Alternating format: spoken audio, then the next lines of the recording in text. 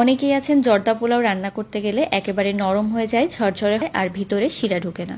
তো আজকে আপনাদেরকে একদম বিয়ে করে দেখাচ্ছে যেটা আপনারা আসছে ঈদে তৈরি করতে পারেন। একদমই এখানে আধা কেজি পরিমাণে পোলাও চাল ভালোভাবে পানিতে করতে হবে, 70 ভাগও না 80 ভাগও না, জাস্ট। এখানে আমি 700 গ্রাম পরিমাণে চিনি নিয়েছি, 3টা কপটা দিয়ে দিচ্ছি, আর তার সাথে 3টা লবঙ্গ দিয়ে দিচ্ছি। আর জর্দার যে রকটা বাজারে কিনতে পাওয়া যায় সেটা দিবেন, অথবা হবে। তো এখন আমি 2.5 কাপ পরিমাণ দিয়ে দিব পানিতে, তাই এই শিরার ভিতরেই কিন্তু বাকি অর্ধেক চালটা সেদ্ধ হবে।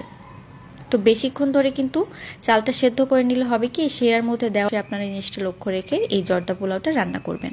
চাল দিয়ে জর্দাটা তৈরি করছি, আপনারা চাইলে এইভাবে পরিমাপতে হবে, এতে করে হবে কি চালটাও সেদ্ধ হবে আর ভিতরের দিকে চিনি শিরাটাও খুব ভালোভাবে ঢুকে যাবে।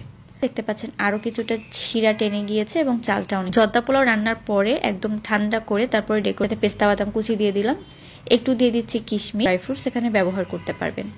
আবার একটু নেড়ে মিশিয়ে নিচ্ছি। দেওয়ার পরে কিন্তু আবারও ঢাকনা দিয়ে রেখে দেব।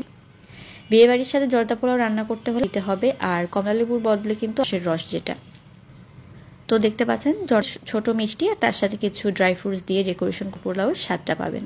সবাই ভালো থাকবেন, আল্লাহ হাফেজ।